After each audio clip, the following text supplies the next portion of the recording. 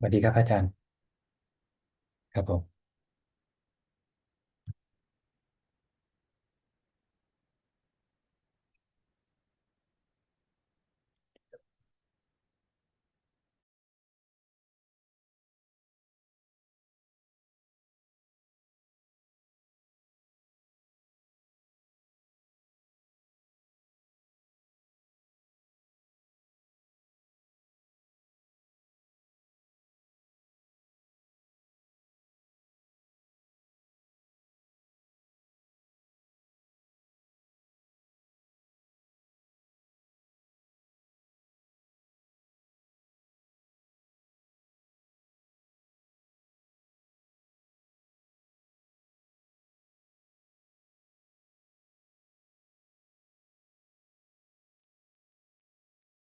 Hello and welcome to another Dhamma meeting where we will discuss the Buddhist practices of charity, morality, and meditation. Everyone is welcome to join. We are waiting for our first participant, which happens to be Anura from New Zealand. Good morning to you.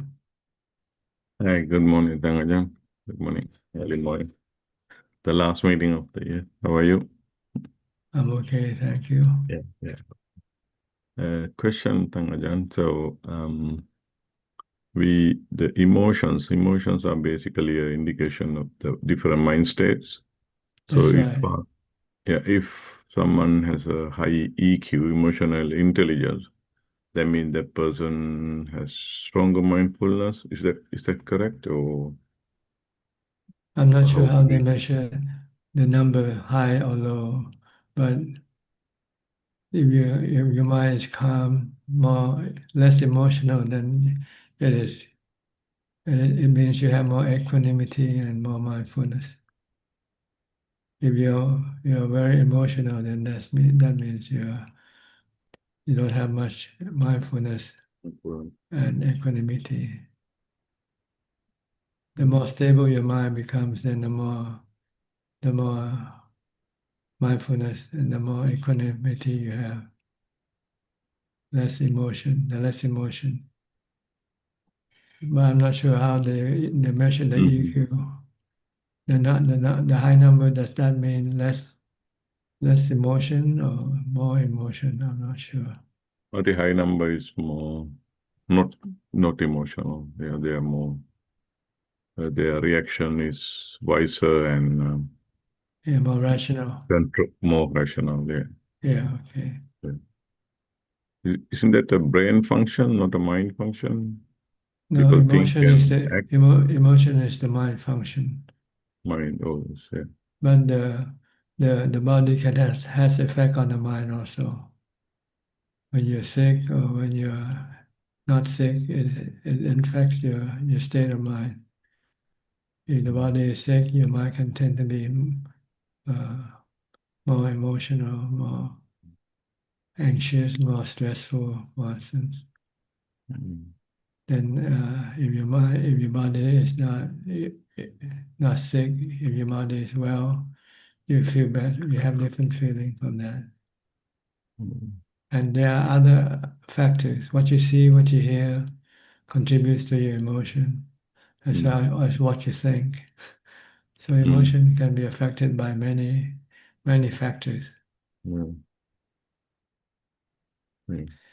The way to deal with it is to have mindfulness, to have samadhi, to have calm, then use wisdom to teach the mind that every factor that influences the mind is uncontrollable. Don't try to control them. The emotion rises from trying to control these factors to suit your emotion, Yeah. the more you try, the more stress and anxiety and or depression can be the Yeah. result. So you Mm. have to understand that all the factors that contribute to your emotions, they are not controllable all the time. Sometimes they can be controlled, sometimes they can't. People you see, things you hear. Sometimes you can control them, and sometimes you cannot control them.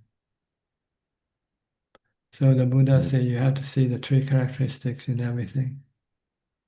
That's, So don't try to control the emotions, but try to understand and try to accommodate it. So you're not creating dukkha, you're not creating suffering in the mind. sometimes we react under stress, and Then then you're after we creating, react, you're creating suffering, you're creating dukkha in the mind, true. Yeah.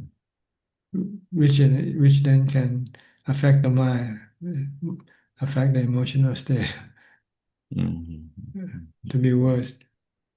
Some people react until they become depressed because they could not get what they want. Yeah. But Okay. you say sometimes life goes up, sometimes life comes down, and accept them as they are, then you won't feel depressed or anxious or stressful. The mind can remain calm. Even the states of mind might be changing from good to bad or from bad to good due to the factors. That is not under the mind's control. So if I get angry with somebody, that means I not really Yeah, mind that. That's my yeah. yeah. You're trying to control that person. You want that person to do something for you. Yeah, And they yeah. don't do what you want, then you become angry at that person. Mm, mm, If you understand that that person is not always under your control, then just let him do whatever he wants to do, say what mm, he wants to say, and you just acknowledge his action. Don't So the don't big react. Eventually, it comes to the word don't react to anything. If you want to keep your mind peaceful and calm, mm, yeah, the problem is we try to react. We want to react. We want yeah, to shape things to suit our desire, yeah, mm, but we cannot. Sometimes we can, and sometimes we cannot.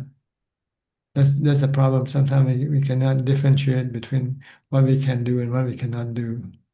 mm, yeah, okay. But you can tell when you can what you cannot do is when you become stressful or when you're not happy. That means you're trying to do something that you cannot do. Trying to change the world. Yeah, Yeah. yeah, okay. So when you get to that point, then you have to stop and say, "I'll leave them alone." Then you can return to normal, Mm, calm, yeah, peaceful state of mind. mm, yeah, okay. But you need constant mindfulness and constant wisdom because the states of mind change very quickly. Mm, mm, okay. Feeling body are less are slower than the states of mind. The emotion keep changing very quickly. Mm, Next is the feelings, and then next is the body. The body is the slowest in change. We can see it. So it's easier to deal with the change in the body first, and then we deal with the change in the feelings, and then eventually we deal with the change in the states of mind, the mental state. That's why the Buddha to investigate the body first, then investigate the feelings, then investigate the state, the mental states. mm, You have to go through this because you have to go through the easy one first before you can go tackle the harder one.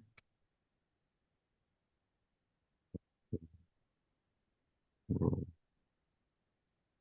okay. So we always start with the body contemplation. Yeah, Oh, that makes sense. Yeah. Yes, yes. Yeah. and it can reduce your emotional states, your emotional Mhm. emotion because you let go of the body, then the mind can be more peaceful than before when you're not letting go. Mm. You reduce one of the factors, the body. Then you reduce another factor, yeah, is the feelings. And eventually you come and tackle the remainder, which is the mental state. Then eventually your mind will be totally, completely, all the time peaceful, not reacting to anything because you understand all these three factors. Understand the body, understand the feelings, understand the mental states. That they are all anicca, dukkha, anatta.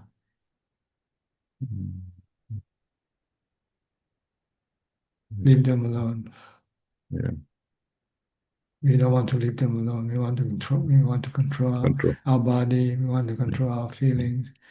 We want to control our mental states. That's why we get stress and depression and anxiety and worry. That's right. Yeah. And there are other less uh, less influential factors. These are the external things like your money, your people you deal with, the five sensual objects, what you see, what you hear. These things they also affect your state, your mental state, which you also have to let go Yeah. by seeing them all as the same thing as they are anicca, dukkha, anatta.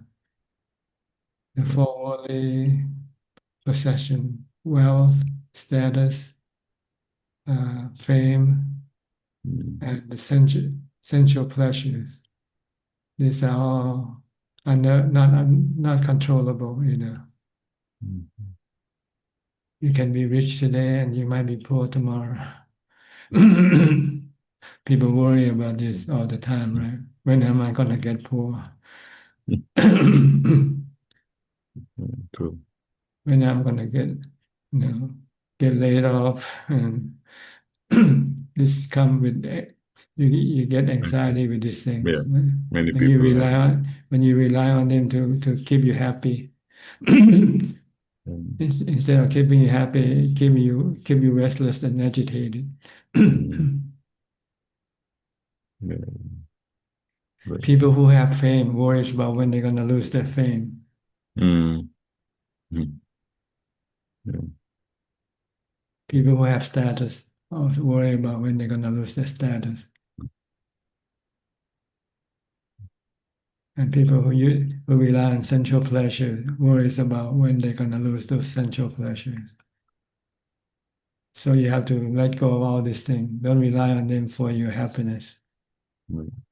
Rely on your meditation. That's the stable source of happiness, reliable source of happiness. Once you know how to develop them, then you can always have them.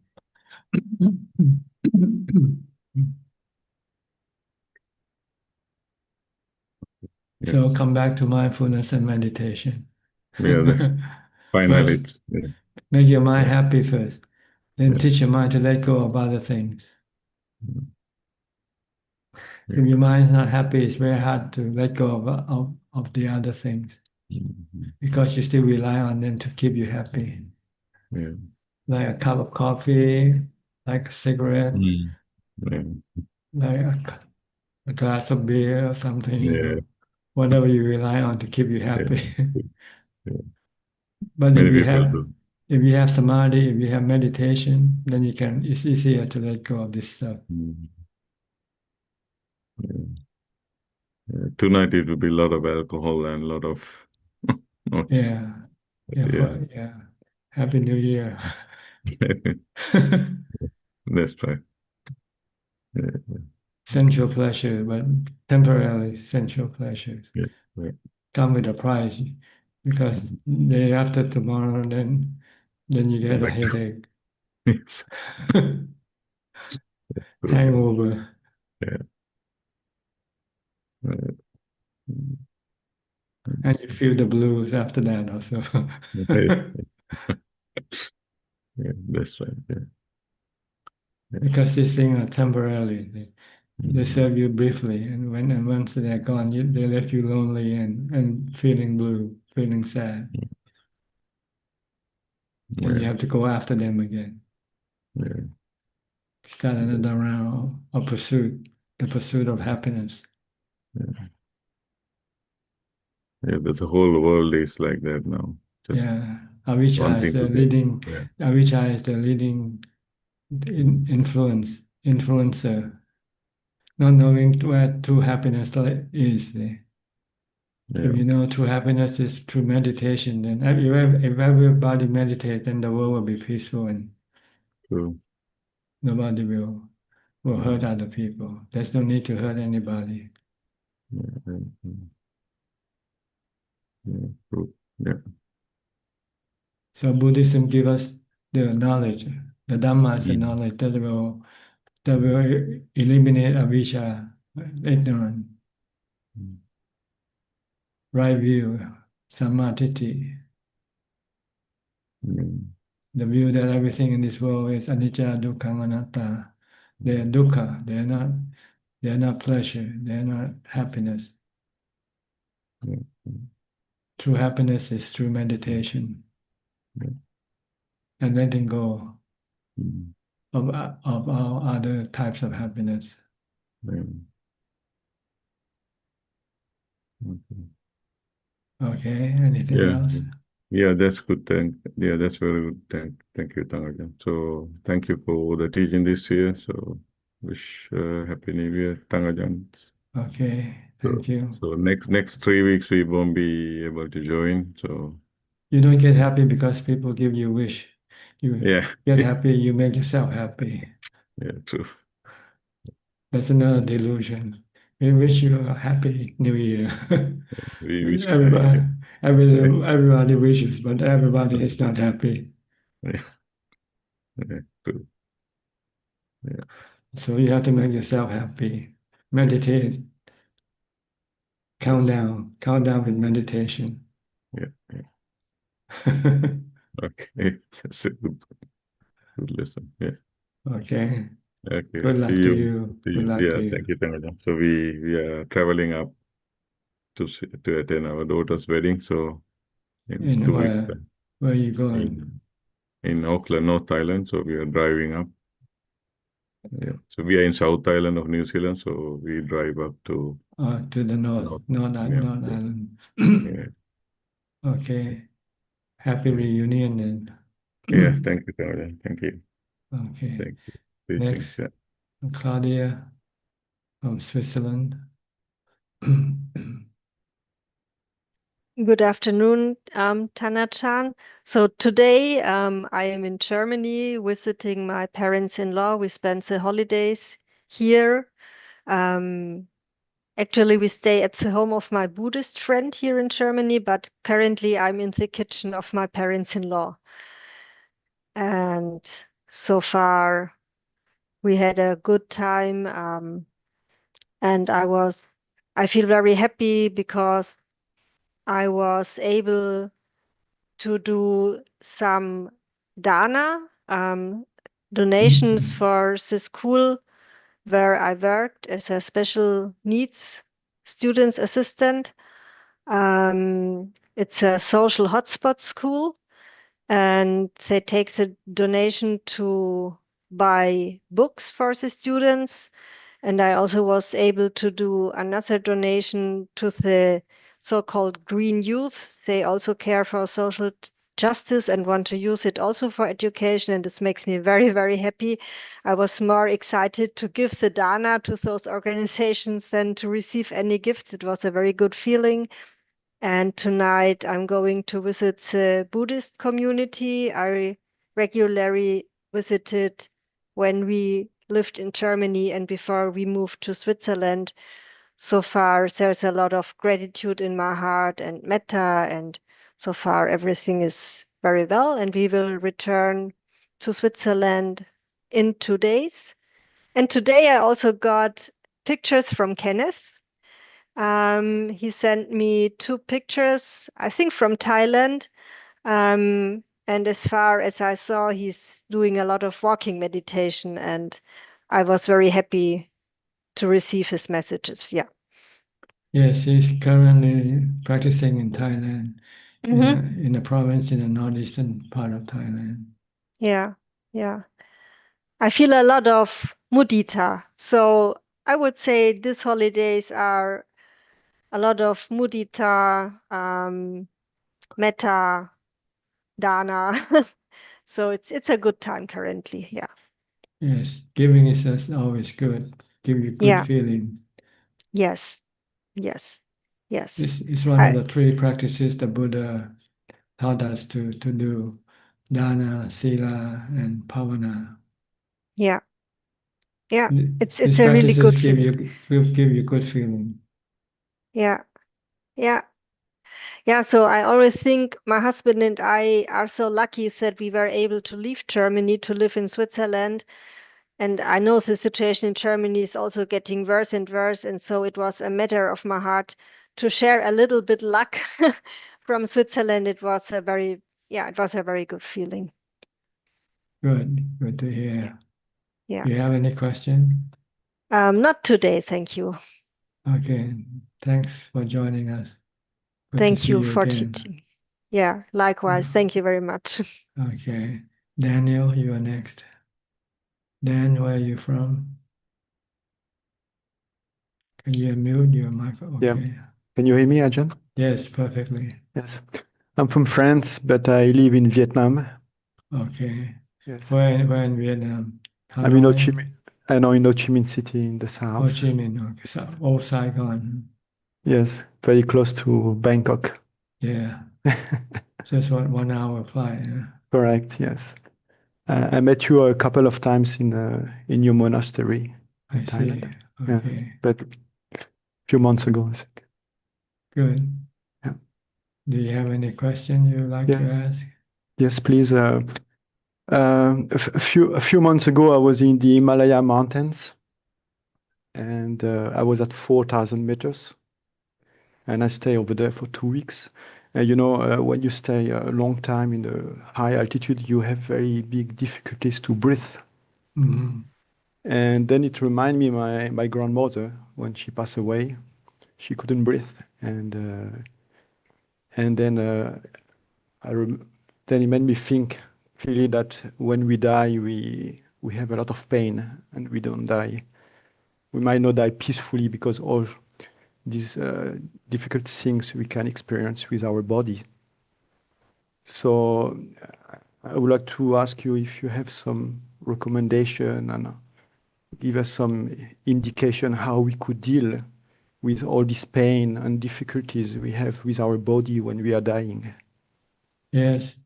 The principal pain is not in the body, it's in your mind. Your attachment to your body cause you to have this cravings for the body to continue to exist. And this creates stress in your mind, which is more painful than the pain of losing your body when the pain in the body. So we have to we can reduce this mental stress by practicing meditation. If we can keep the mind calm, then the mental state cannot arise.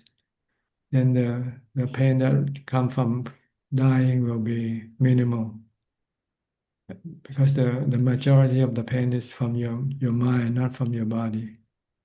And in Buddhism, we can get rid of the pain of the mind, but we cannot get rid of the pain of the body. But the pain of the body is minimal when compared to the pain of the mind. So once you have got rid of the pain of the mind, then the pain of the body doesn't bother the mind at all. The mind can live with it, can accept it. So this is what we have to do: practice meditation first to calm the mind, and then when the mind wants to react to the body, we have to teach the mind to stop reacting to the body. Reacting, I mean, wants to keep the body going, wants to keep the body painless, which is not possible at all times. And trying to try to neglect, try to what you call it, try to not accepting the truth of the body, like the pain and death, can cause stress and anxiety in the mind. But once we can accept that body is temporarily anicca, it has to go, it has to get sick and die, and we stop reacting, stop our craving for the mind, for the body not to get old, get sick or die. Then the mind becomes peaceful. That's how the Buddha and his noble disciple die. They die by letting go of their attachment to the body. They can leave the body alone. They just look at the body just as another person, like another person's body. When you see somebody else's die, you don't feel that terrible, right? Okay, you have to be able to look at your own body as if it's not your body also, which is the truth, but we cannot seem to be able to see it. This needs a lot of practice of, samadhi and vipassana. Vipassana is to keep reminding yourself, the mind, that the body is not you, and try to compare your body with other people's body. If I don't feel bad about other people's body, I should not feel bad about my body, because they are the same. Like A equal to B, B equal to C. So A must be equal to C also. Get it? You have to do a little bit of mathematics here, rationality. Okay. You don't feel bad about other people's body because you're not attached to them, right? You don't have craving for them, craving them for them not to die. So you don't feel anything when they die. But if somebody that you love, you have craving for them, then you can also suffer, even if it's not your own body.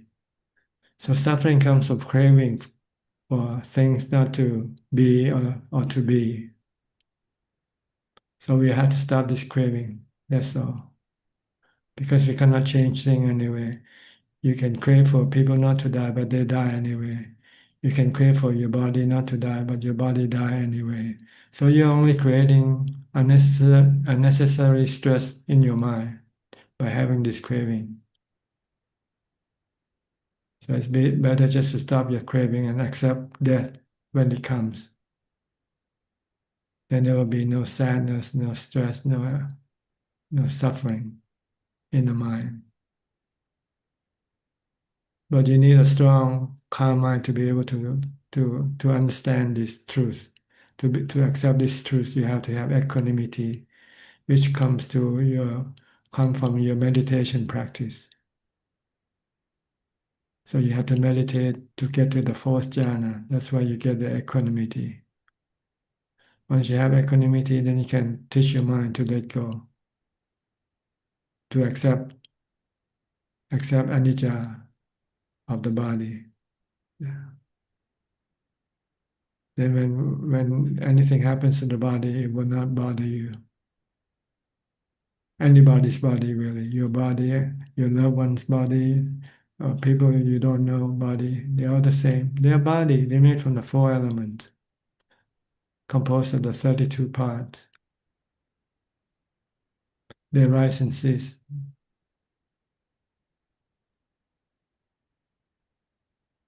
Our suffering come up from our craving for for them not to die. You want them to exist forever, which is impossible, right? So be rational, you know, accept the truth, then there will be no suffering.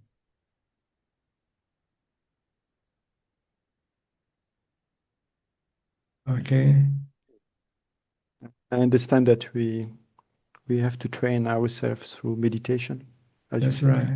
To calm your mind first. Then after that, if you have a calm mind, you can teach your mind to accept the truth of the body. I've also tried to train my mind for dying through the process of falling asleep. Because I think that it's similar when you die. You go to sleep. When you go to sleep, you die temporarily. Sleeping is a temporary death. We die every day, but we don't call it death. That's all, because we still get up in the morning. But it's the same process. The body becomes still, doesn't move at all. You don't use the body when you go to sleep. The mind doesn't use the body because you cannot use the body because the body is resting. So it's like when the body dies, the mind cannot use the body either.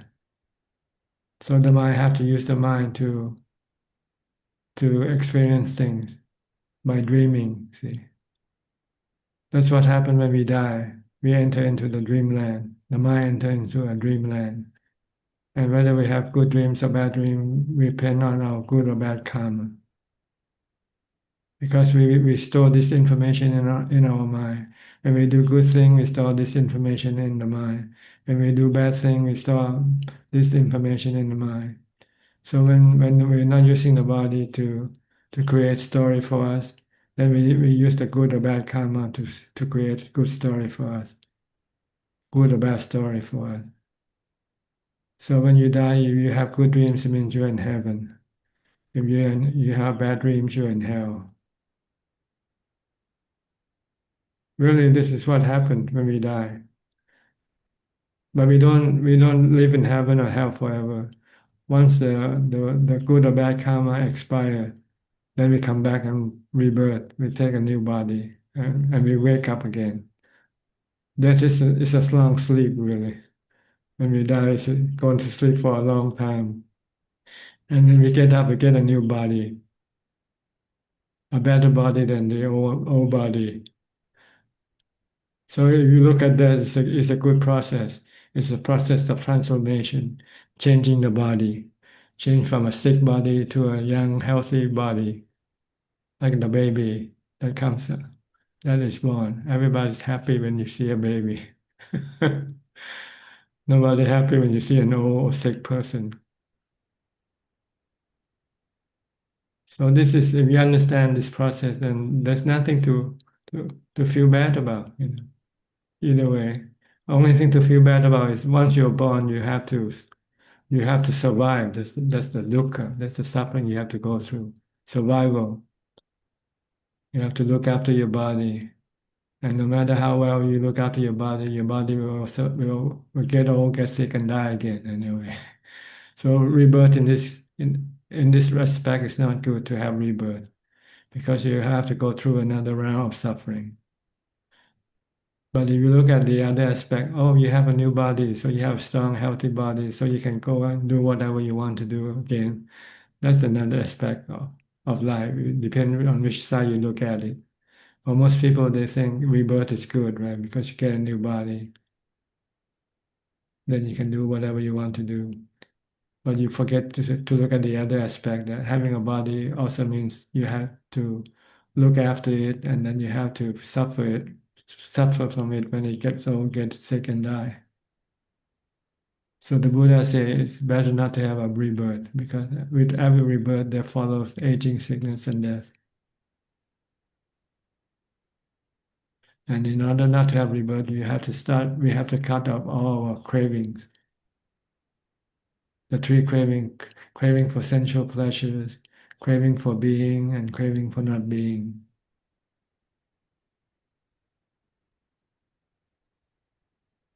All right? Yeah. So meditate. And when you die, you can die peacefully and calmly. And if you want to have good dreams, do a lot of good karma. Try to avoid doing any bad karma. Then you won't have any bad dreams. You can see this in your present life when you go to sleep, really. What kind of dreams you have, good dreams or bad dreams.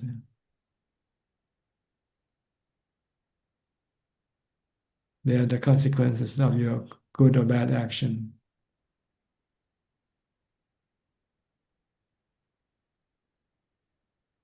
Okay, anything else? Yes, maybe one more question, if you Sure. don't mind. Yes. Go ahead.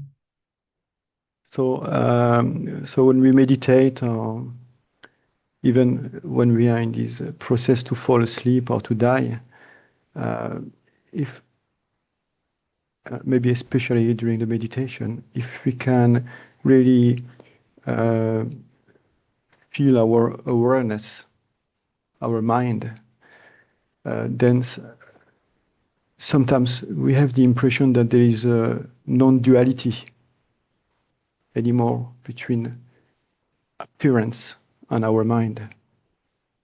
Well, when the mind becomes calm, it becomes empty. It doesn't have anything but emptiness. When it's fully calm, all the duality, all the worldly information that we have disappear temporarily. It's like start reading a book when you meditate. When you read a book, you read the stories in the book about this or that person. When you're not meditating, your mind think about this and that person. So you have stories in your mind all the time. So when you meditate, you stop this reading, you stop your thinking, then all these stories in your mind disappear. And all you have left is just emptiness, but peaceful and happy emptiness, not sad or lonely type of happy of emptiness, but happy emptiness.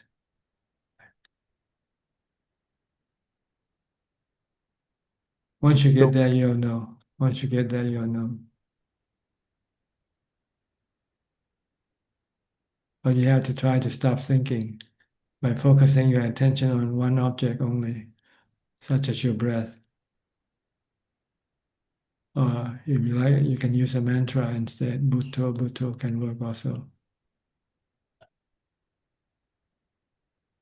and if we just observe the mind without any object, You cannot just do it, so you have to find the key to open it up.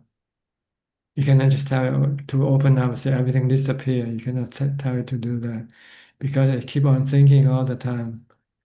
The problem is how to stop thinking, how to stop reading the book, lay down the book and stop reading and just be empty. You need to focus your mind on one object, such as your breath, or some other object if you find it conducive or works for you. There are 40 objects of meditation that you can choose. But generally we use the breath. It's easy because we're breathing all the time. All we need to do is just watch it, that's all. But we're not watching our breath at all. We keep watching some other thing.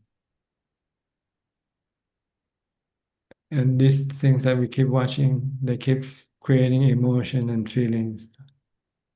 They have stories behind them. See. But the breath has no story behind it. Just breathing, just in and out, in and out. Then you can stop the story in your mind. Then the mind can become empty.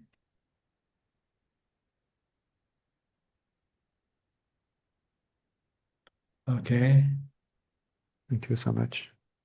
Do you still live in Vietnam permanently or just visiting there? No, I live permanently. I've been in Vietnam for 16 years.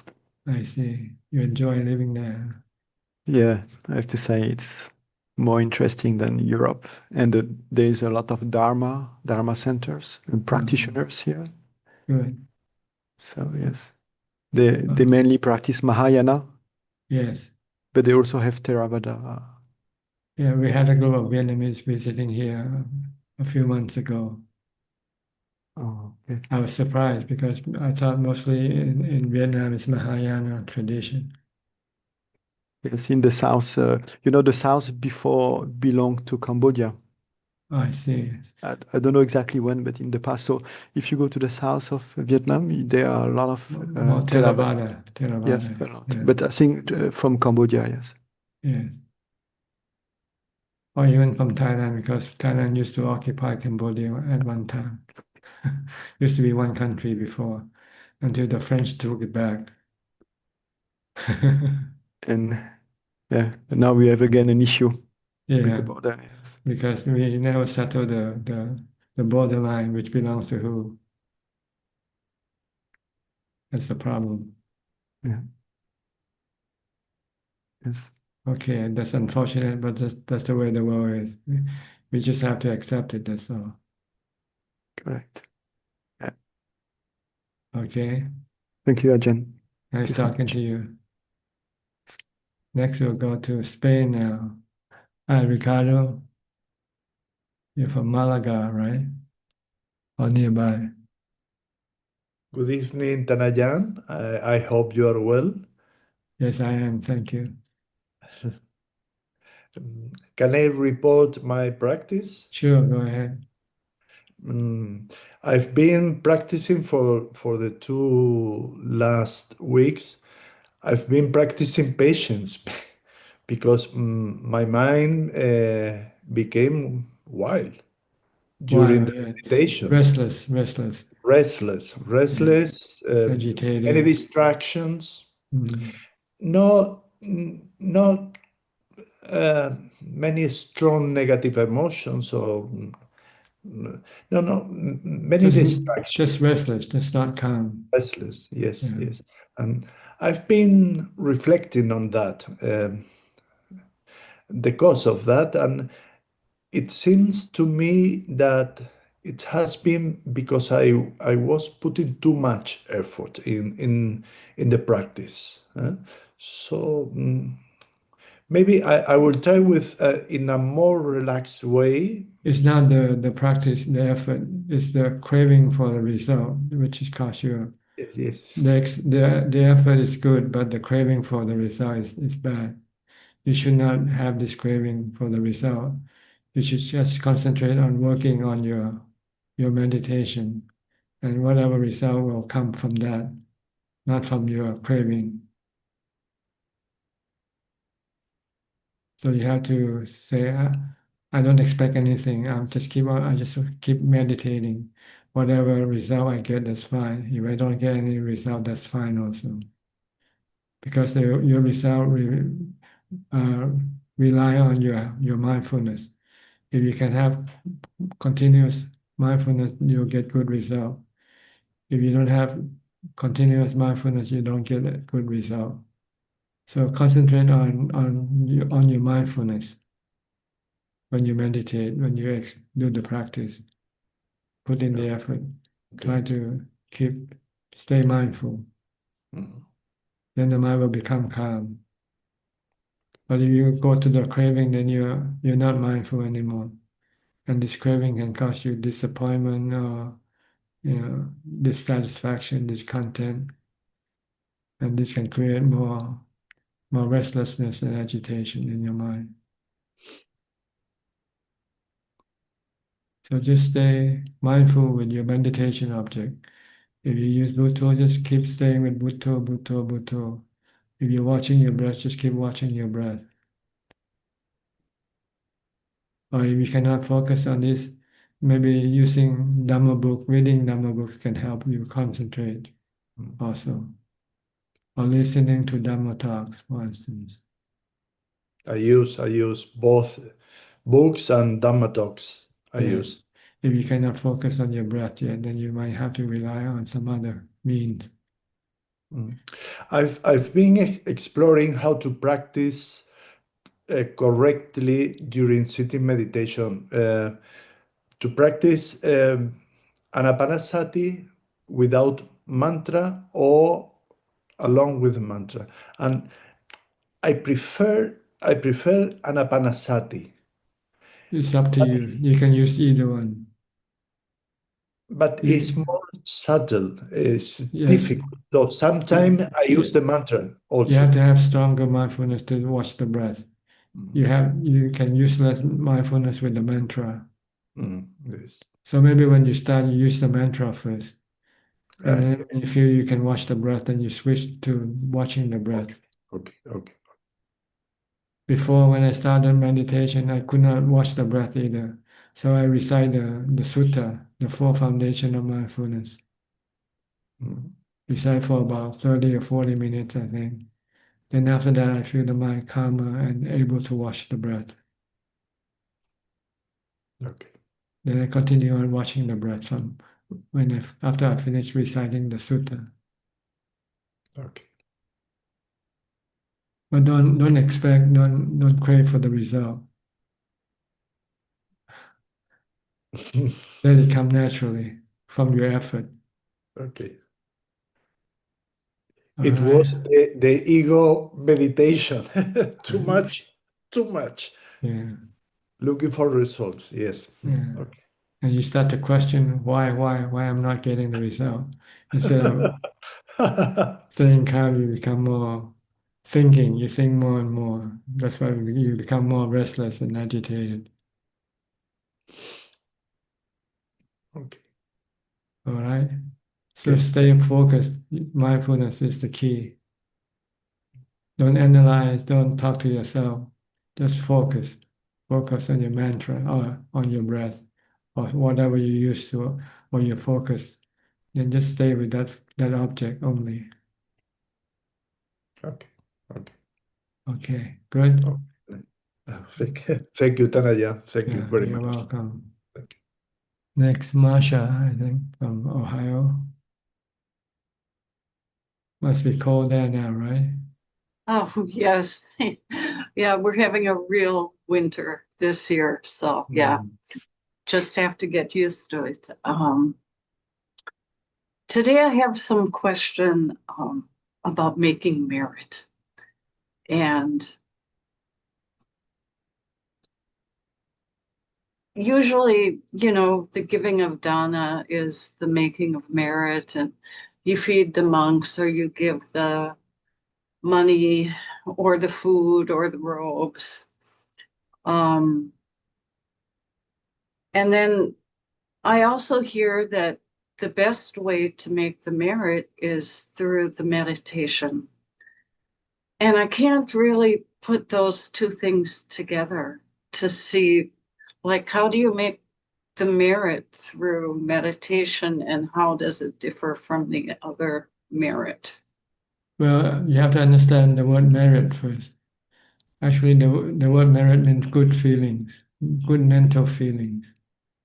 When you give to charity, you have good feelings. When you feel that you help someone, you feel good. This is the merit that we gain from charity, from dana, from giving. But we can also have good feeling from other things as well, like keeping the precept. When we're not hurting other people or animals, we feel good also. But this only happens when you have to decide what you're gonna do. When you're gonna hurt that person or not. If you decide not to hurt that person, then you feel good. So it's keeping the precept can also give you good feelings. And the third one, meditation also give you good feelings. See? When your mind becomes calm, peaceful, this is good feeling. Mhm. So the intensity or level of good feeling varies from from from less to more. Dana, giving is less than keeping the precept. Keeping the precept is less than meditation. So it depends on each individual's capability, which type of practice can they do to make them have themselves happy. Some people cannot keep the precept yet, some people cannot meditate yet, so they rely on giving instead. Giving food to monks or giving food to poor people, the same. Doesn't matter. It doesn't have to be only to monks. You can give it to anybody, even to animals. Mhm. But as Okay. as Buddhists, we prefer to give to monks first because we have to support the community, the Buddhist community first. But once we have supported and the Buddhist community is well supported, then if we want to support other people, we can also do that also. You get the Mhm. same feeling, good feeling. Mhm. Like Christmas. Christmas is about giving, right? Everyone's happy because everybody gives for a change once a year. instead of trying to take, we give, right? So everybody feels happy. Or you feel sad because you lost all your money. Well, that's giving Some too people much. You have to have the right amount, not to hurt yourself. When you give, you have to give. Make sure you don't hurt yourself also by giving too yeah. much. Yeah. So then the other thing I see at the Asian temples, and there's a monastery I go to for retreats, people are always sharing the merit, like with their departed parents. And Yes, you can share with the spiritual beings. Once you have this good feeling, you can dedicate this good feeling to your parents who who die or who pass away. So this is the main principle practicing about dana is to share this good feeling with your spiritual relatives, who pass away, because they cannot make merit themselves now. They cannot give dana, so they have to rely. They have to wait for the good feeling that we made and send it to them. But not everyone is waiting. Some people who have made a lot of dana already have a lot of good feeling with them already. They don't need to wait for people to send them this good feeling. It depends on how much you have accumulated this good feeling from charity before you die. Some people don't like to give charity, so they don't have any good feeling from charity. So when they die, they don't have any good feeling. So they come and wait for their relative to send them the good feelings. how important is it? Like, for me, like a Westerner, like, Oh, it's do not I? the important thing is not about the relatives. It's about the people living with us. We want to support those who are poorer or who are worse than us.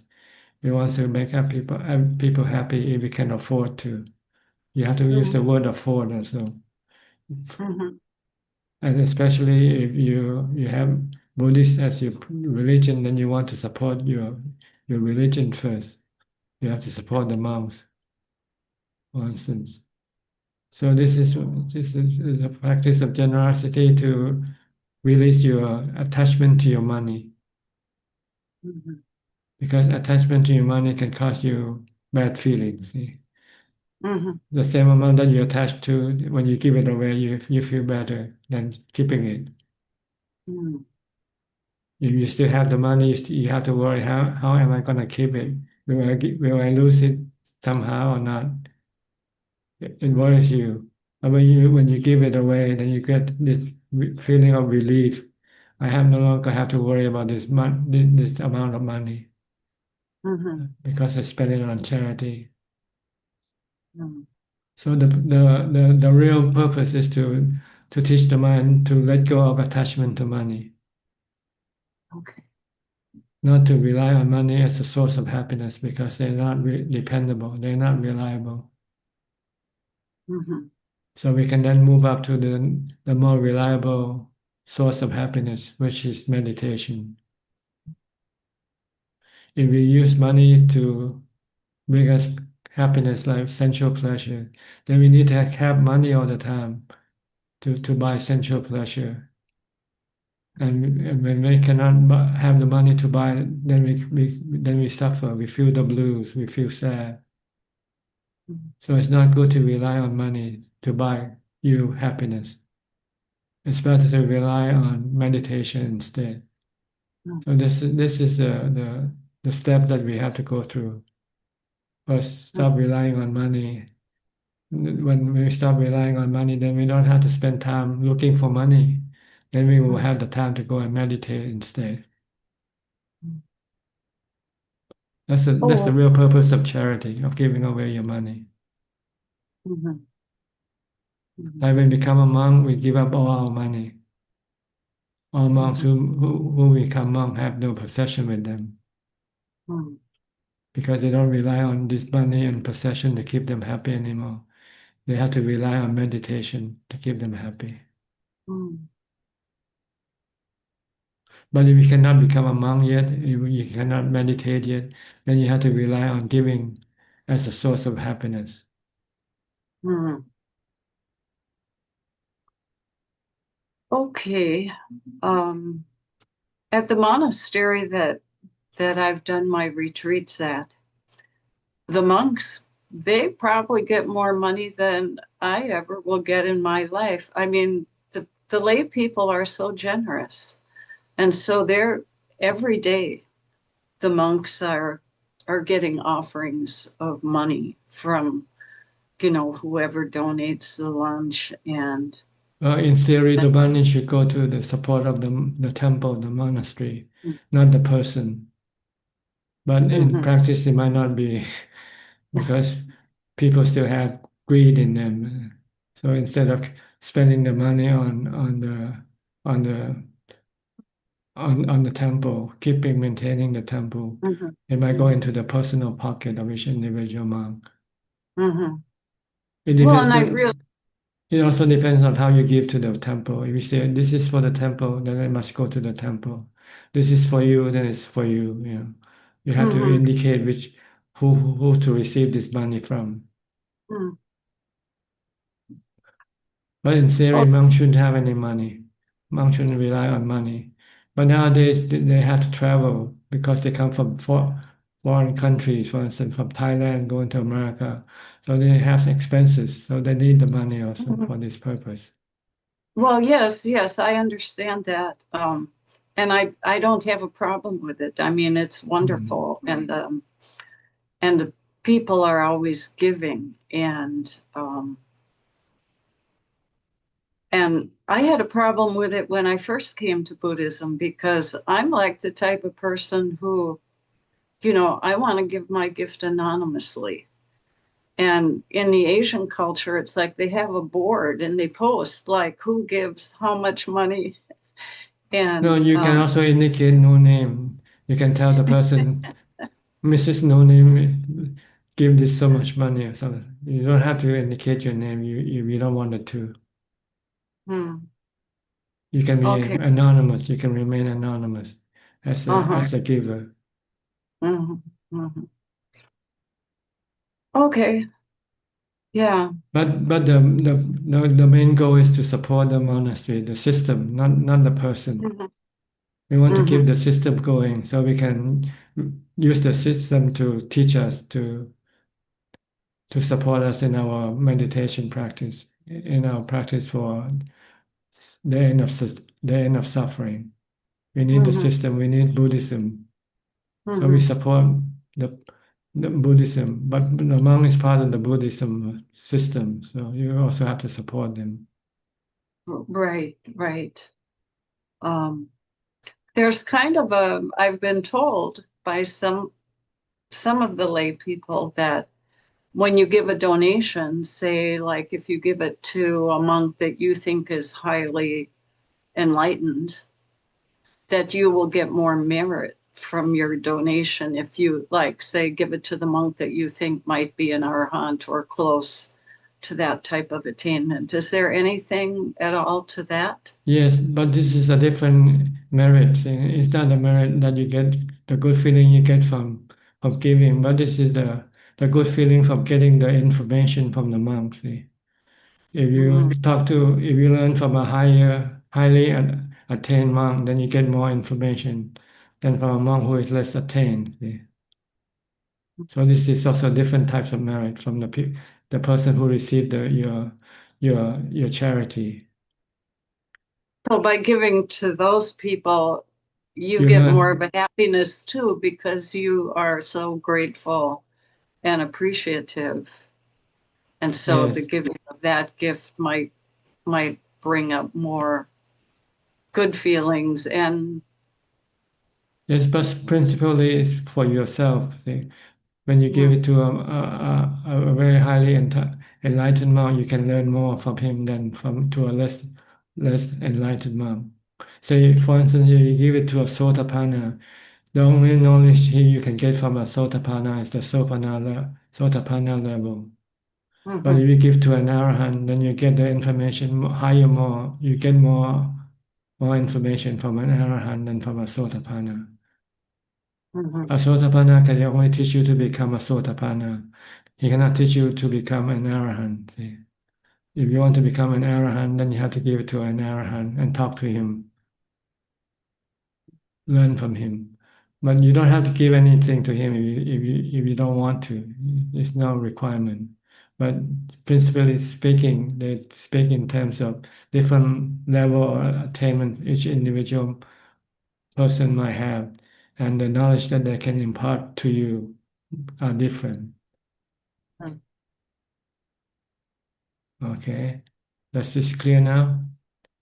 Yeah, I think it's clear. And I just need to give up. You know, I'm not a rich person. And so I tend to be very frugal. And sometimes I feel like I'm not giving enough. And sometimes I worry I won't have enough money. And so I know I have work to do on the relationship with money. And I do feel better when I give. But even like at Christmas, I just dread when Christmas comes because I'm thinking I'm going to give toys to the kids and end up in a corner. And that's money I could use for my medical or food or something. And then so I had this, maybe other people can relate. So I always used to say at Christmas, I said, I'm only going to give to the grandchildren. I'm not going to give presents to adults. So please don't give me anything. I just want to give to the kids. Okay. And I found over the years that people just hated that. You know, it's almost like then I was the spoiler at Christmas, even though maybe they weren't noticing. So then this year I thought, okay, I'm going to give a gift to everybody I know is coming on Christmas. And I can't say that I really felt that much better. I felt, like, okay, well, I won't be the only person who's not giving to everybody. And I did feel good about giving. And then it was almost like people looked at me like, she gave a gift to everybody this year. And it's like, this whole thing is just, to me, I just find it all unnecessary. But I understand. I think I understand the idea of giving, but Yeah, there's but a I saying. There's a saying that say, "Let your conscience be your guide." okay. All right. Yeah, I think I still have some confusion, but I'm gonna try to work through that and just, Yeah, give up. you just have to be realistic. How much you have to keep and how much you can give away first. Right, Then once you know that, then you can decide who to give to, how much you want to give to who. right. And then just And that's it. take, What else can you do? You cannot give to everybody. that's right. And then take refuge in the equanimity, Yes, that's to right. really, really Calm have your that mind, calm your confidence mind. Yeah.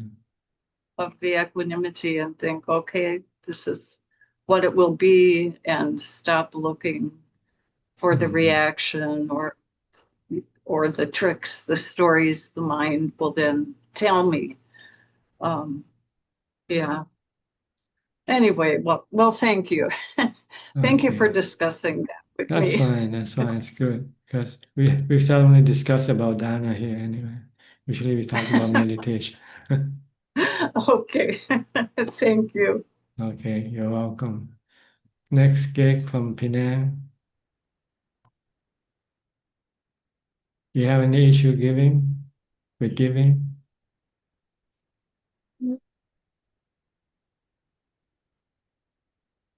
So, Tanajan, yeah, good evening, Tanajan. I'm learning and listening, no questions, Tanajan. Yeah. Okay. Yeah. Next, Aparachita from Dubai. Hello, good evening, Rajan. Yes, how are you? I'm fine, and I can't help but feel a bit of resonance with what Marsha just said about.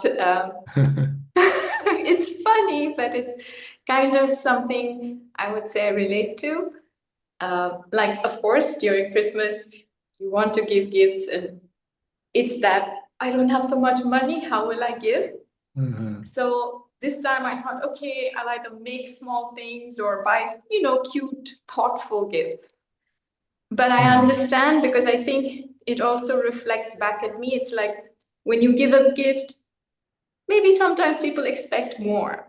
And then, which is okay, but it's my reaction to it, right? Like, I think how they see me. So that's what I have to get comfortable with. Like, just accept that, okay, this is all, and it's okay that I cannot give more. So I get quite judgmental there. So if I just say, okay, I can't give, how's that feel? So, or I can give only so much. And so I think sometimes it's my sense of self that I have to struggle with. It's just, I think you should concentrate more on the feeling from giving that you give. Don't worry about the reaction from other Right. people. All right. Whatever they react, that's their business. But this is all that you can do. Yeah. Yeah. Right. Because I want them to like it. So it's again this desire for something. Right. Yes. Okay. So that was it. And another thing you said, and I thought that was funny, you said, like waking up is a bit like getting born. And it's true that everybody else is like happy there's a child, and the child is like crying because it's back to reality of this samsara in a way. Yes. So just that thought. Birth is suffering. See, That's right. That's why children seem to cry when they're born, unknowingly. Because they have to breathe now. When they're in the womb, they don't have to breathe. See? That's right. Survival starts at birth. You have to survive. You have to breathe. You have to drink. You have to eat. Wow. We take these things for granted, right? Yes. But if you look at an abandoned child, what happened to that child when he's being abandoned alone, has to survive by itself? It's a lot of suffering. That's true. Right. So we don't see that side of life. We see the happy side of life. Yes.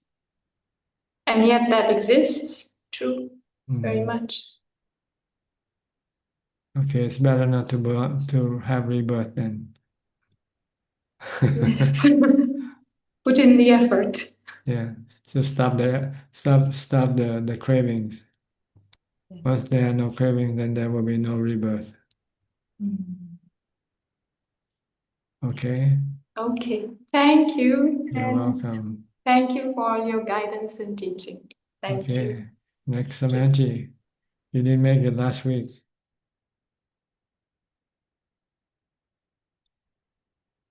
Hello, Tanaja. Yes, I could make it last week. I tried to join late, but it was too late, Tanaja. Yeah, there's lots of people waiting. Yes, yeah. Okay, now you have joined. What can I do for you? Yeah, I have 6 questions today. Yeah. Yeah, sure. Go ahead. Yeah.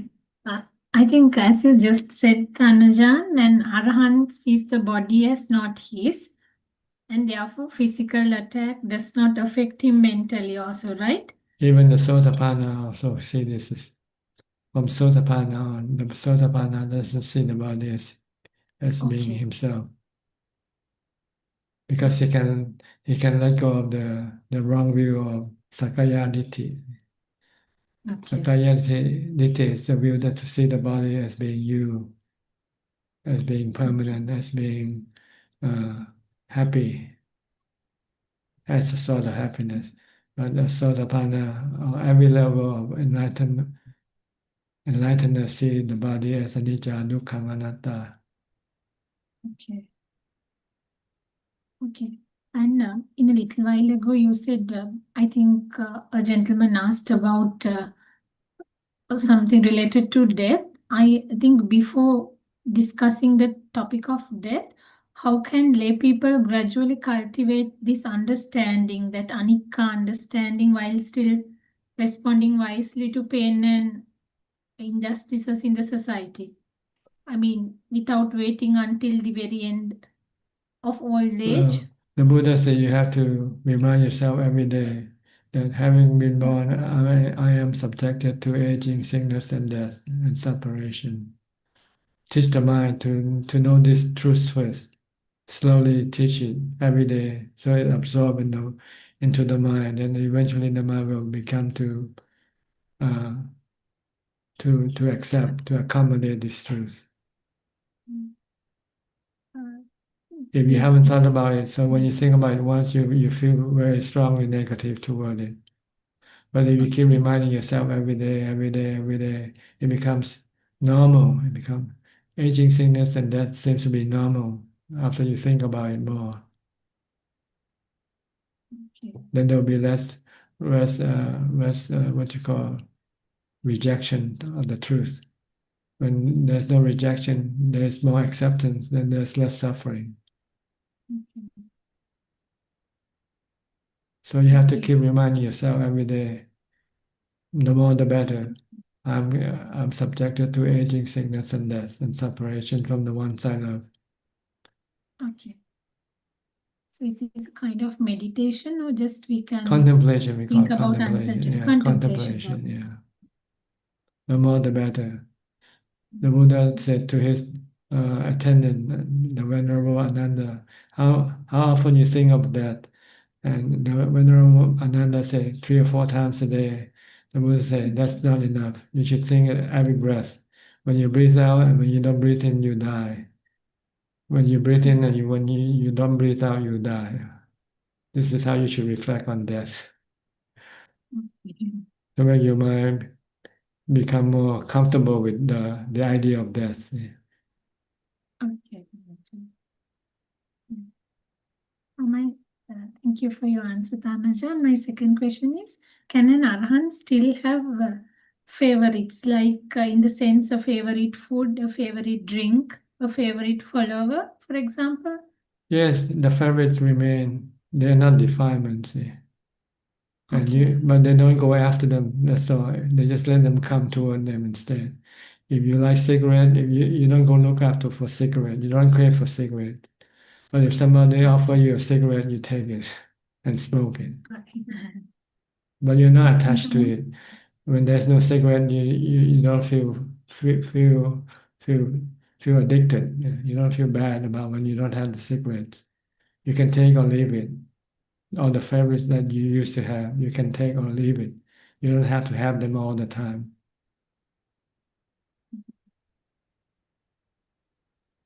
Then if that is the case, Tanajan, is it okay, like if you are planning to go and see an arahant, is it okay to ask from a person known to that arahant what his favorite food or what his favorite drink are? Like, is it okay to ask?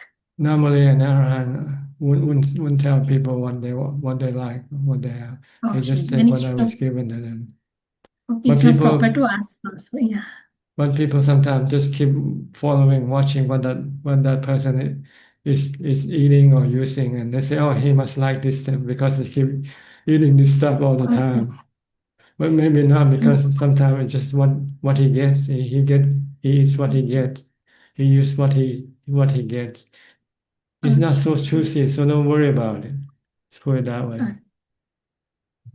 Doesn't matter to them whether they eat their favorite or not, or use their favorite Okay. things or not.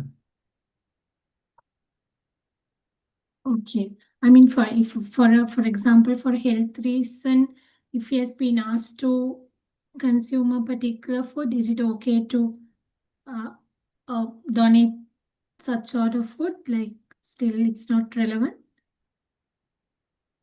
Excuse me, I'm having dogs barking. Can you speak louder again, please? The thing is, like, for a health reason, sometimes if an arhan maybe a doctor must have asked him to consume or take a certain type of food. So is it okay to make a donation? Like, if it's okay to donate that type of food or a medicine or something when we are offering a dana to an arhat? It's up to you. You can give whatever you want to give. Okay. But you must not expect them to use whatever you give them. Sometimes they might not use it. Okay. Okay. It should be just free, just no commitment, no what you call no condition attached to whatever you give to. Just give, and if the person uses it or not, that's up to them. Okay, Tanajan, thank you for your answer. And my next question is, does a person who publish and distribute Buddhist books achieve merit? Is publishing and distributing Buddhist books is kind of a dana? If you give it for freely, not for payment. Free gift of Dhamma. It's called free gift of Dhamma. Okay. So what if someone writes Buddhist books and sells them in bookshops? Then it's not acceptable, right? It's not dana. It's business. It's business. It's business. Okay. Okay, Tanajan.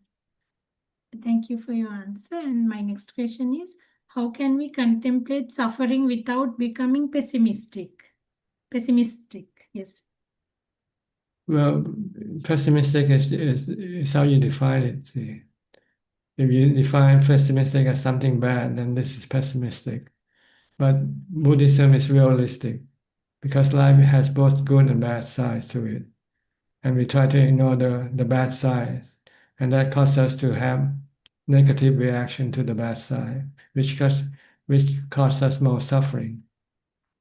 So we want to study, accept the bad side also of life, so that we can reduce or eliminate the suffering from having negative reaction to the bad side. So to answer, it's not pessimistic, it's realistic to think about aging, sickness, and death. But the world think aging, sickness, and death as being pessimistic. But the truth is, it's real. It happens to everybody.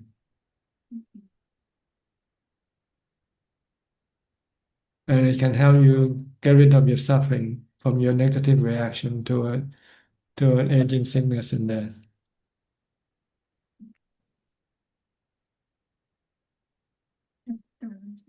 My next question is now, is it possible to reduce craving without withdrawing from society? Without fully withdrawing from society?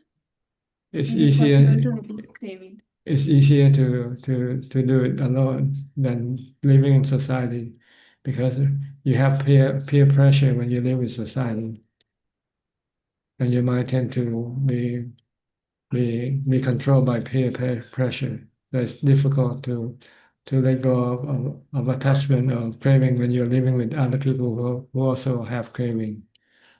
So it's better to go live alone or live with people who has no craving. Better to live alone. Yeah.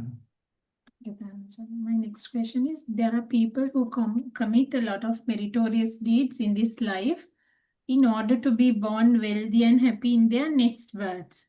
Isn't this another type of craving? They are doing meritorious deeds just expecting a better rebirth. Well, you can call this what you call craving for being a happy spiritual being, for instance. If this is the purpose, then this is not. This can be because for your rebirth, because you want to be reborn as a happy spiritual being. You don't want to go to Nibbana yet. If you want to go to Nibbana, you don't want to crave for any existence at all.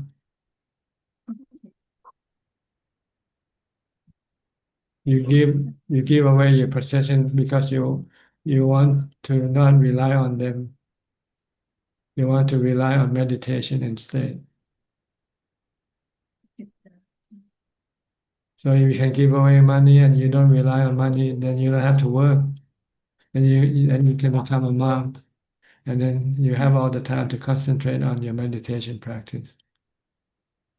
That's the purpose of giving. Renunciation. Giving is renunciation. The purpose of giving is to renunciate money, possession. So then you don't have to go after them or look after them. When you have nothing, then you can become free to become a monk or a nun and then practice meditation all the time. Okay, Ajaan. Thank you for your answer. My next question is, how do we recognize subtle forms of craving that appear even in spiritual practice? I mean, Tanajan, during meditation, like sometimes sometimes for days and months we meditate when we feel that we don't achieve anything, like we should feel like we are sort of impatient to achieve maybe so one status soon. So how can we control such feelings during meditation? By using reason, you cannot crave for something and get it. See? You have to use the tool that will get you what you want. And the tool is to be mindful, not to crave. Craving that isn't the tool to get you what you want.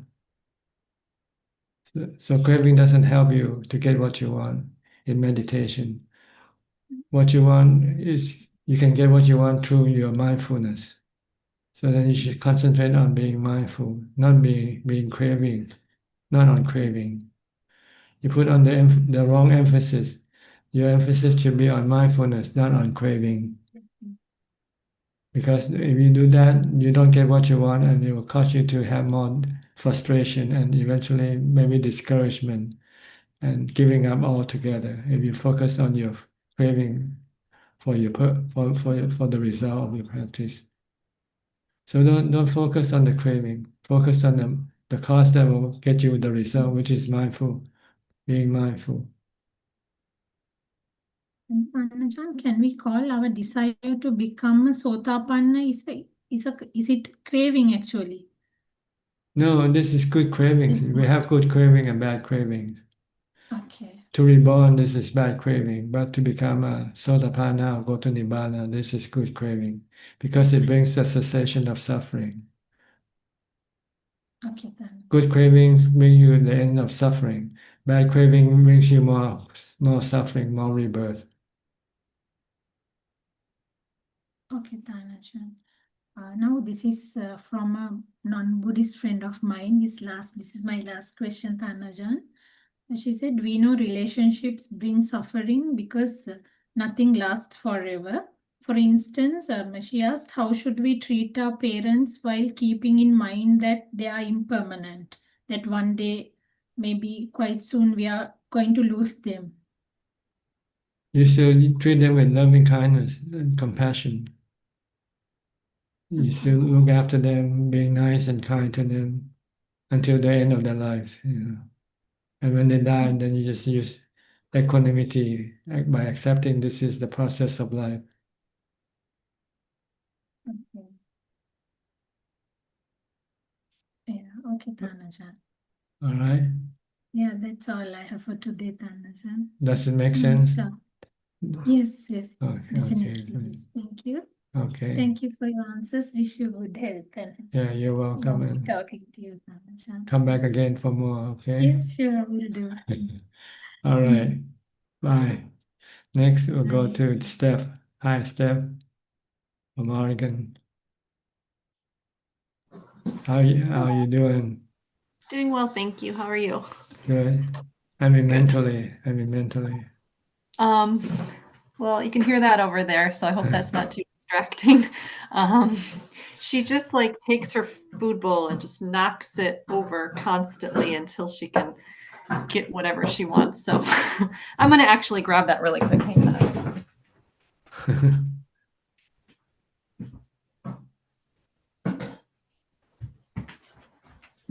she just knocks her food bowl all over the house, like literally just, okay.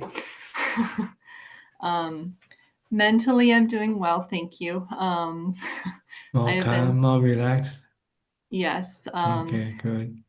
Feel I have equanimity. I'm working with Buddho throughout the day. I feel like my mindfulness has been good, but while everyone's home, Buddho is very helpful to stay on one point. And Stable. so, yes, To stay stable. Yes. So I've been using Buddho. I guess I have a question just because you guys were talking about Dana. So I do not make any money. I direct my husband to donate to nuns. So does that mean that my husband has Dana? But Well, the principal factor in Dana is first it has to be your own possession, your money.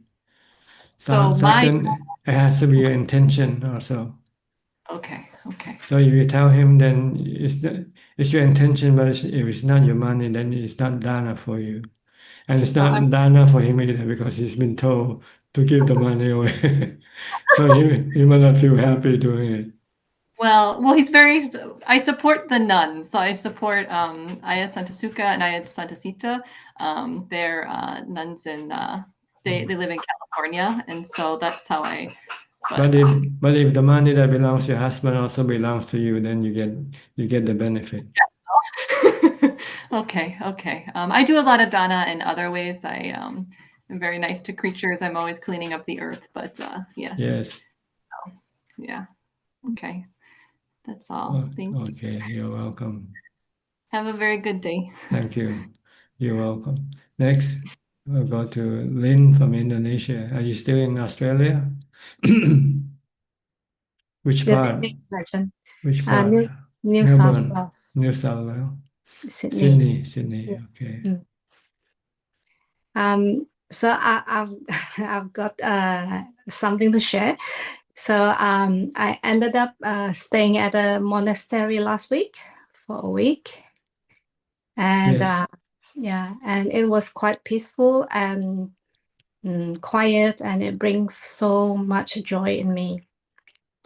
So I noticed that when I stay at a monastery, I can see the ego that came up from me because in the monastery we need to serve the community and to help with the work in the monastery, and which means that I was happy to do that. But I compare myself when I was doing a retreat in the monastery and a retreat at home, a self-retreat at home.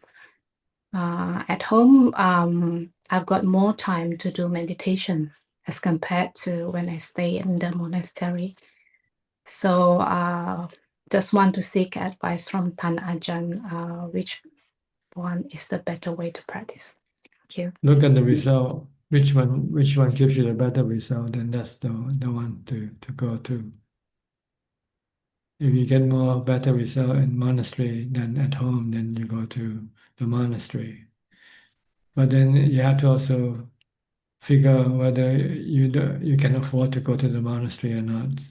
If you cannot yet afford to go to the monastery for some reason, then you might have to practice at home first. But if you can choose, then practicing in a monastery is better than practicing at home. That's why I became monk. Before I practiced at home also.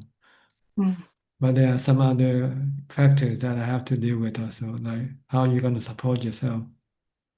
If you live in a monastery, then you can rely on the monasteries to support you as far as the 4 basic requisites of living is concerned. This is more on a long-term basis, but on a temporary basis, maybe going to the monastery is helpful. You notice the difference, right? So you don't have to. You shouldn't really have to ask me. No, sometimes I feel like because if it is at home, there's nobody in there, so there is no ego issue. But if stay in a monastery, we need to like get along with the people in there because we got work to do. So after that, is that I'm on the right track with the right attitude, or am I wrong? That's why. Oh no, when you practice, whether you're alone in the monastery or alone at home, you're not dealing with the ego issue either. See, you only deal with the ego issue when you're dealing with other people. Mm. So it's up to you. If you want to take the challenge, you want to get rid of your ego, then you have to take the test. You have to go living with other people, having to do things with other people. Mm. But when you're meditating, you're preparing yourself to deal with this situation. It's like doing the homework. Mm. So you can do your homework anywhere, preparing yourself to take the ego test. Mm. But Mm. when you want to take the ego test, you can take it even at home with somebody who you live with, for instance. If you live with anybody, I live alone actually. or So you know when you go out and when you meet people, whenever you Mm. meet people, you can take the ego test. Are you more humble or not? Mm. Mm. Mm. Are you more compassionate or not? First, these are all the tests that can tell you whether you're egoistic or not. Mm. Mm. Mm. So it's not so much to worry about the ego. What we have to worry about is to have the tools to tackle with the ego, which is mindfulness and wisdom. Mm. Once you have mindfulness and wisdom, then you can go and take the test to see whether you pass or not. Mm. Go live in a monastery and be a servant, working in the kitchen or cleaning the toilet or something. Mm. That was what I did. Yeah.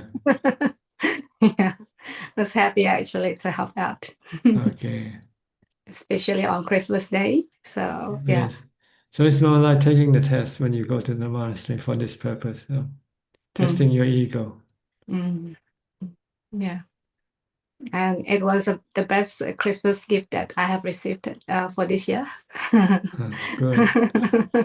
So I was very, very Yeah. happy. Buddha teaches us to be humble, Mm. humility. Mm. Mm.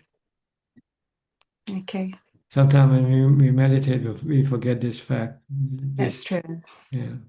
And sometimes we can end up being egoistic because we know how to meditate. Very true. Mm. Mm. Because we meditate, then we must be better than other person who cannot meditate and still have to clean the toilet. Yes. I can meditate, so I don't need to clean the toilet, for instance. Yes. And rake the leaves and push the wheelbarrow. Yeah. Yeah. Yes. Okay. All right. Yeah. Okay. Thank you so very much, Ajaan. Hope you are well. Thank you. Thank you. You're welcome. Next, Nita and Saket. Namaskaram, Ajaan. What can I do for you? I had a couple of questions for Ajaan. One is related to what's the adequate amount of sleep? How do I know I'm like oversleeping or I'm like, undersleeping? Any advice there, please? Well, for monks, the Buddha recommend 4 hours a night. Sleep from about 10 to 2 o'clock. The rest of the time is for meditation or walking, sitting, meditation. From 6 to 10, you walk and meditate. And then from 10 to 2, you sleep. And then from 2 to 6 to morning, which is 6 a.m., you do walking and sitting meditation. So you sleep about 4 hours a night for monks if you are a monk. Okay? Yeah, I don't think I can do that one. Because your mind's not strong enough yet, see. Yeah. Yes. So you have to slowly develop. Maybe if you're sleeping 8 hours now, you reduce to 6 first, then you reduce to 5, then eventually maybe to 4. Right, right. You have to do this gradually. And is it okay to break it up like a little at night and a little in the afternoon, sort of a thing? Well, I don't know if you want to, as long as the total is 4, maybe. Yes, yes, yes, yes. Maybe one day I'll get there, but it helps that I can try to reduce it and go from there.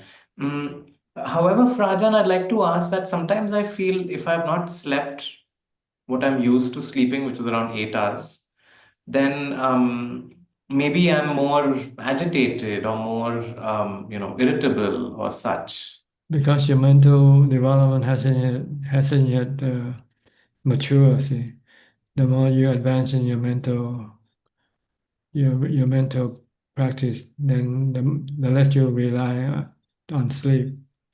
Your body doesn't have that much need to sleep. The more you're mindful, the more you become awake. So you sleep less and you eat less also as you advance in your spiritual practice.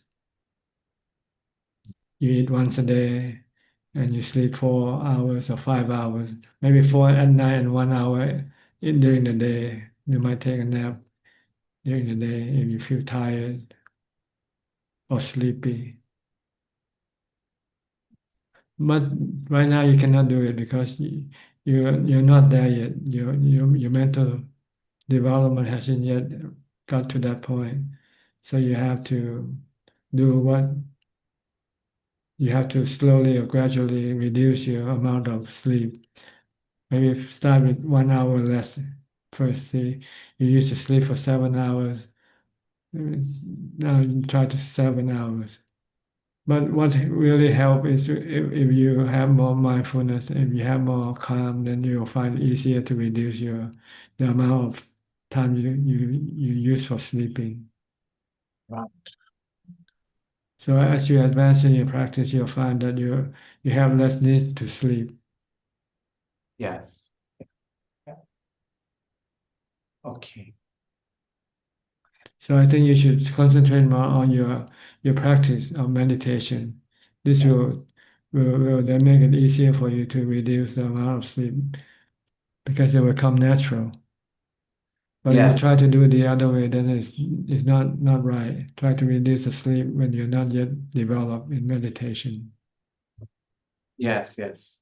I think long back I read somewhere that they had done some research that we should sleep 8 hours a day.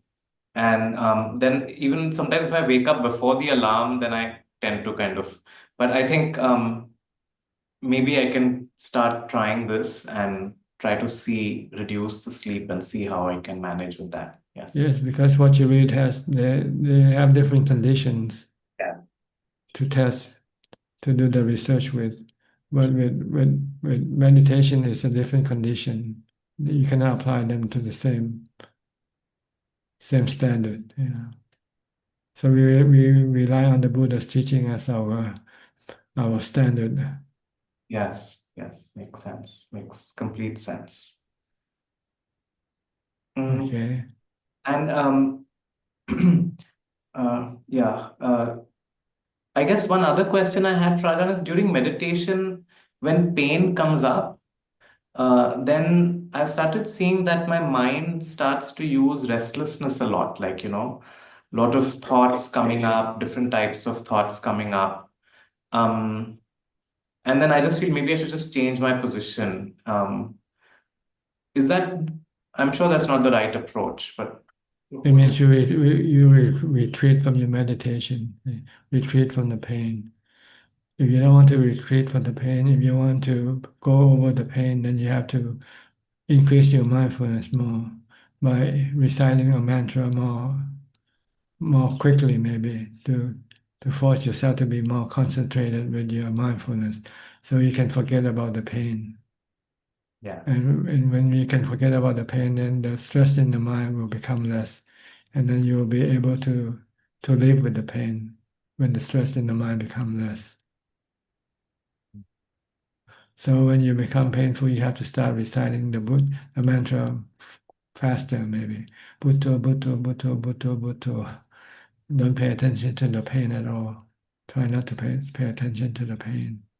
Because when you pay attention to the pain, then you're creating craving in the mind of wanting to get rid of the pain. And this can increase the stress in the mind. But if you forget about the pain and don't think about it, then you're not increasing stress in the mind. Or the stress in the mind might become less because you're more focused now with the mantra. So you have to increase your focus with the mantra. Watching the breath is not good enough. It's not strong enough. You need some mantra like Bhutto, Bhutto, Bhutto, Bhutto. Just keep reciting it. Yes, I will work on this as well. Thank you so much, Rajan. Okay. And you, Nita?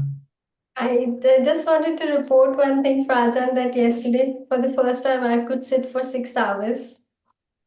Without moving or just being, you can stay in one spot for 6 hours. That would be, I would try for that. Yesterday, I did. Of course, I did take some breaks and I did change my postures in between. Okay. 4 hours was really good. The Yes. last hours were a little challenging for my mind because I became restless and I was hungry also. Um, so I started craving and remembering all the restaurants I visited, and all those thoughts started coming up. But it was nice to keep putting on, having that determination to sit for 6 hours. So Yeah, to resist all your cravings to do this or that thing. Good. yeah. So I've decided that every Monday now I'll do that, and Saket is of course joining me. He's been doing 6 hours for some time now, and I could join him. Okay, that's good. Good news. Thank you, Prajan. All right. Keep it up. Okay. Thank you. But you also have to do other meditation also. I mean, sitting meditation and not moving your body at all. But this depends on how long you can do it. Sometimes you can sit longer and sometimes you cannot sit. That's okay. But you still have to keep meditating also. Being still all the time for as long as you can. Okay, good. It gave me hope that I can do it, so I'll keep trying. Yes, you'll find that to meditate will be easier for you also because there will be less craving to bother you with when you meditate. True. True. All right. Give it up, okay? Thank you, Prajan. Thank you, Rajan. Next, Gary from Singapore.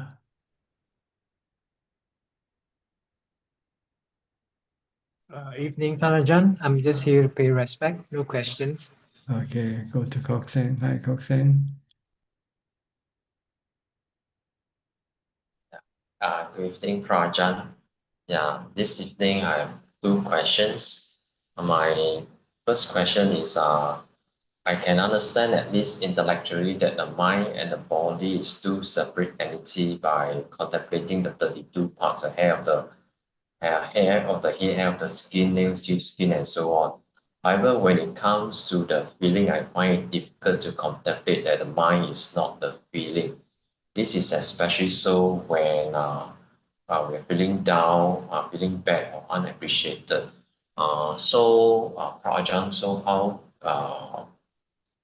do I contemplate or so that I will be able to see the feeling is not the mind, just like being able to see the body is not the mind using the 32 parts. Well, because you cannot control the feelings. The mind cannot control the feeling. If it belongs to the mind, then the mind must be able to control the feeling, to stop bad feeling and to maintain only good feeling. But the mind cannot do this with the feeling also. So the feeling is also not the mind. It's like the weather. Can you control the weather or not? No. Okay, can you control your feeling or not? Same way, look at the feeling as if you're looking at the weather. So you just have to learn to accept them, accept the 3 different types of feelings as they come and go. Then you will have no suffering. Okay, understand? Okay, I will contemplate over it. Prajan, my second question is, yeah, how do I teach my mind to contemplate when our loved ones, if they say something that hurt our feelings? So, how can I teach my mind so that there is no dukkha? Because they're not under your control. They're just like your body. Your body is not under your control all the time. Sometimes it gets sick, right? Sometimes it gets well. So with other people, you cannot control them. You cannot tell them to only say good things to you. Sometimes they want to say good things to you. Sometimes they don't want to. Sometimes they want to say bad things to you. So look at them like you look at the weather also. They keep changing and they're not under your control. Like feelings. So Can you I would, control? Can you control feelings? No. Can you control the weather? No. So you cannot control other people as well. okay, So you have to accept whatever they do with equanimity, no reaction. anatta. Yeah, anatta, sabbe thamma anatta. Everything is anatta. Okay, I think, yeah, Okay. Okay, thank you, Prajan. Try it, see how it works, okay? Okay. Next, Rohini from the UK. Hi, Hello, Ajaan. Good evening. How are you? fine. You are still living alone? Yes. Not Yes. lonely? Don't feel lonely? No. No. Okay, good. That I'm means your happy to mind is be. calm enough. Yes. Yes. Thank you. I Mm. prefer to live alone. Yeah, better. Yes. Less trouble, less problem. Yeah. Can I ask a question on emptiness? Sure, go ahead. I'll be quick. Does emptiness means the state of mind with no thoughts? This means 100% concentration on breath alone, or emptiness mean no thoughts, no sensation of feelings of in and out breath, complete emptiness. So what is exactly emptiness mean? Is it It depends on what you're talking about. If you're talking about jhana, then there's no thought. yeah, jhana? Yeah, jhana. I'm talking about jhana. There's no thought when you get to the 4th jhana. So that means no sensation or feelings about in and out. No, it doesn't say. Just no thought. There's still sensation. There's still, but they're subtle. Then you're not able to see them. Sanya sankhara, only sankhara stop. Vedana sanya still remain. Vedana give you the good feeling. Only thing. So no thoughts, no thoughts thought, like empty of external thoughts. thoughts. Yeah. But if you talk about nibbana, then you talk about emptiness of suffering, empty of suffering. Yeah. And the cause of the suffering also disappear, which are the cravings. Okay. Okay, I will be quick, but just one small one question. When I meditate in and out breath, I in about 20-30 minutes I feel very calm. But what I want to know, sometimes I feel the sensation, the air goes in and out from both nostril, as well as sometime I feel sensation on the upper lips.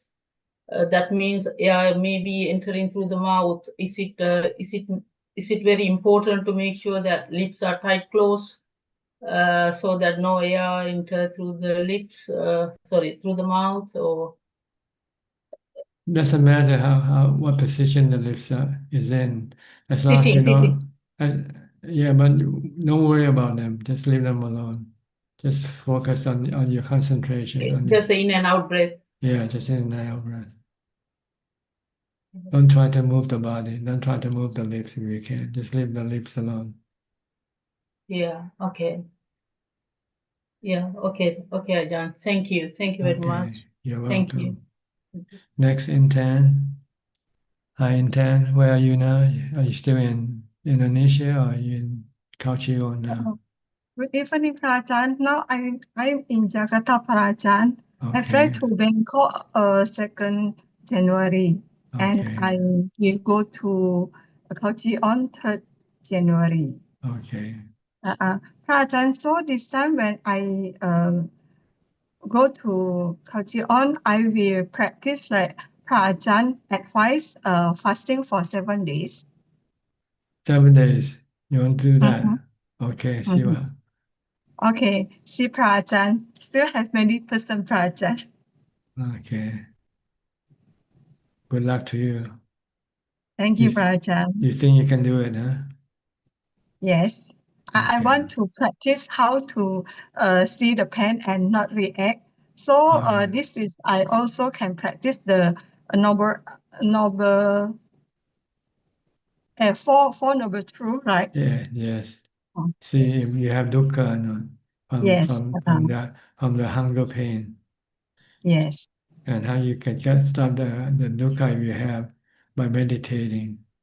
When you Mhm. meditate, you can stop your cravings for food. Then the hunger pain will disappear. No, the Mhm. hunger pain might remain, but the dukkha will disappear. Yes. Then you can live with the hunger pain without having any dukkha. Yes. Okay. Understand, Prajan. All right. Good luck to Okay. Thank you. you, Prajan. Next, Belinda.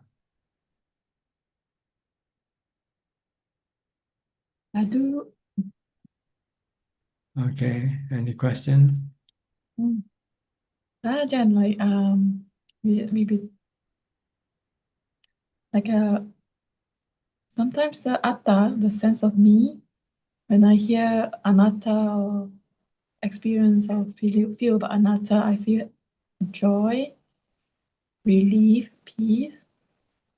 Sometimes when the sense of me, atta, when someone say about anatta, but no emptiness and all, the feelings of frustration, the breath become really fast, sad, so like a kile that is very strong. That it feels like the sense of atta want to self-assert. So when that happens, then what should we do about this? We just observe. Well, it depends on what it does. If it doesn't create any suffering, then you don't have to do anything. If it starts to cause you suffering, then you might have to stop it. If you can, by reciting a mantra to calm your mind down.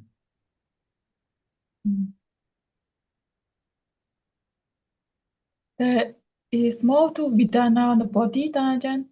Yeah, like I feel sensation, pain around the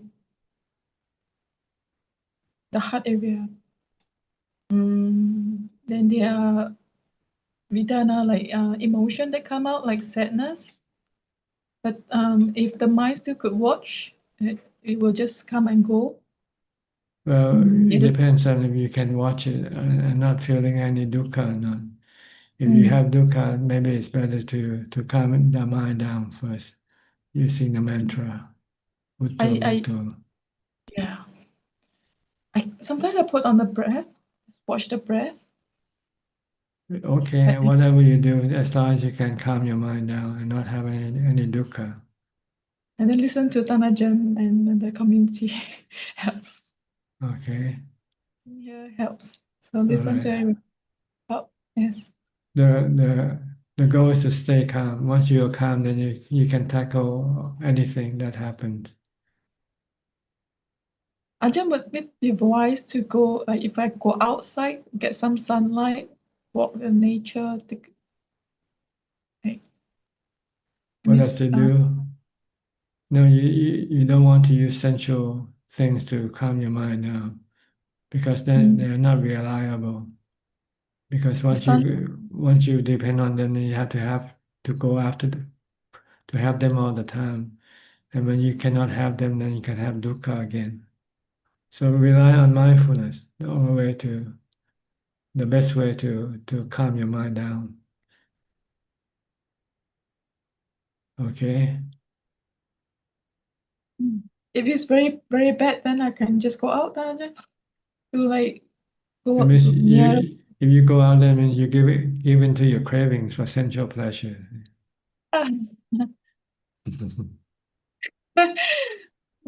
Okay. But Ajahn, the Buddha meditates outside, really. He's in the Because forest. he has no insight to stay in like you, see. You stay outside all the time. If you want to go out, then go out and not come back inside. Like the Buddha, if you want to quote the Buddha. He stay outside forest. He stay in Yeah, he forest. stay in the forest all the time.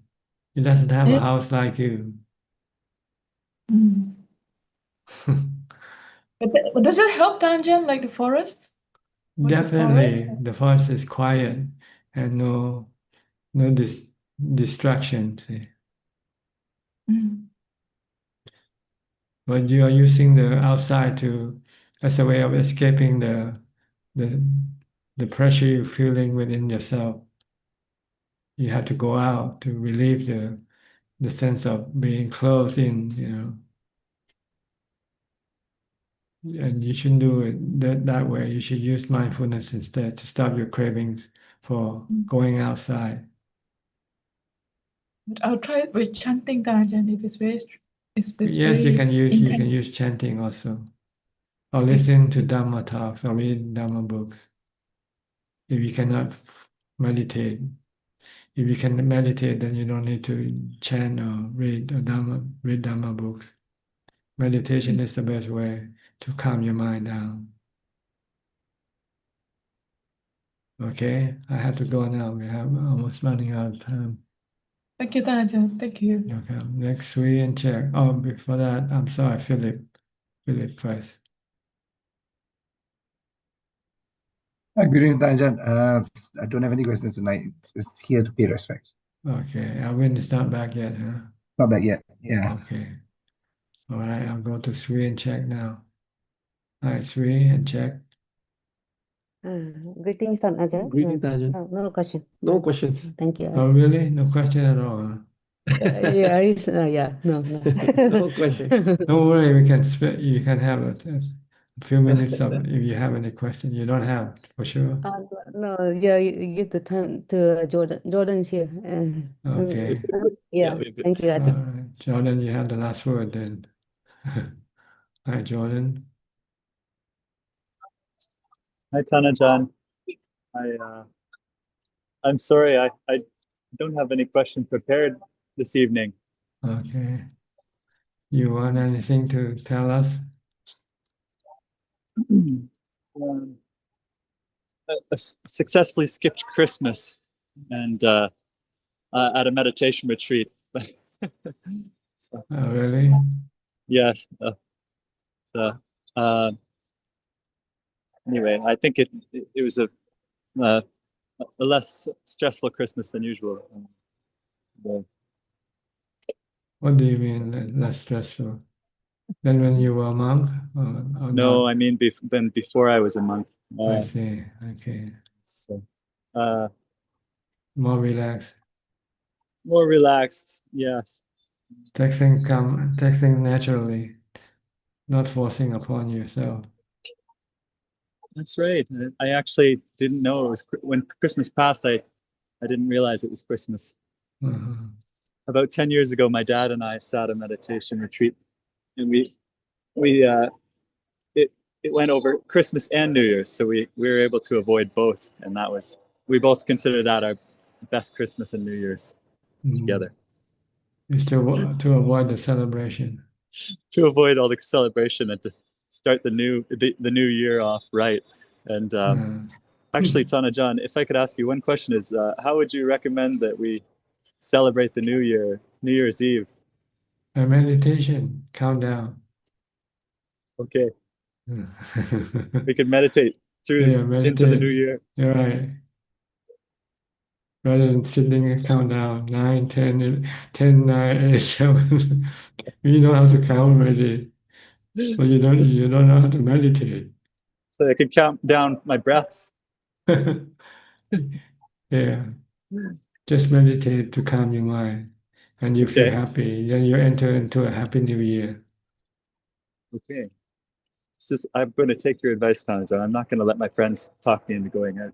Okay. That's what Buddhists do now in Thailand. They go to temple at midnight and chant, meditate to welcome the new year. Perfect. Okay. Great idea. Okay. Thank you so much. All right. Anyway, since we're approaching the new year, let me wish you all a happy new year then. Okay, take care. Happy New Year, Tanajan. Stay safe, be mindful all the time, and keep on practicing. And if all goes well, I'll see you all at the same time next week. Thank you and goodbye. And Happy New Year. สาธุเจ้าค่ะ Happy New Year ตาอาจารย์ Thank you Happy New Year อาเมน Bye bye Thank you, Happy New Year, Tanajan. Thank you. New Year. Thank you.